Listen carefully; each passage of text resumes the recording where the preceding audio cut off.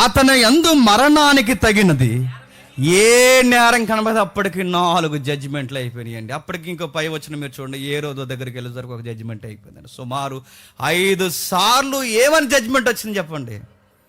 ఈయన యందు ఏ తప్పు లేదు, ఏ తప్పు లేదు, ఏ తప్పు లేనోడిని అన్యాయంగా కొరడాలతో కొట్టడానికి పంపించేశారు.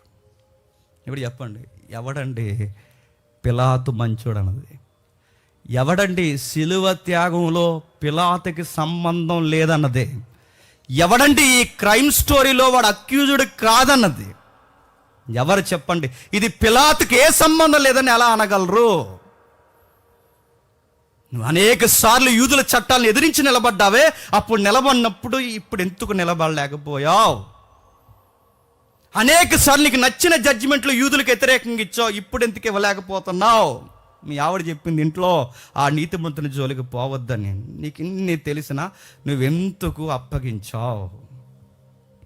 నీకు నచ్చినట్టు చేసుకుంటాను. ఎంత రెక్లెస్ అండి! పిలాతుని చూస్తే ఎవరెవరు కనబడుతున్నారండి నాకు తెలియదు, కానీ పిలాతులో మన లక్షణాలన్నీ కనబడతాయి. మీరు జాగ్రత్తగా చూడండి. పిలాతులో మన లక్షణాలన్నీ కనబడతాయి. తీసుకొచ్చారు 19వ అధ్యాయంలో చూద్దాం ఒకసారి. 19వ అధ్యాయంలో ఏం జరుగుతుందో చూడండి, ముగించేద్దాం. 19వ అధ్యాయంలో మొదటి వచనం నుండి. యోహాను సువార్త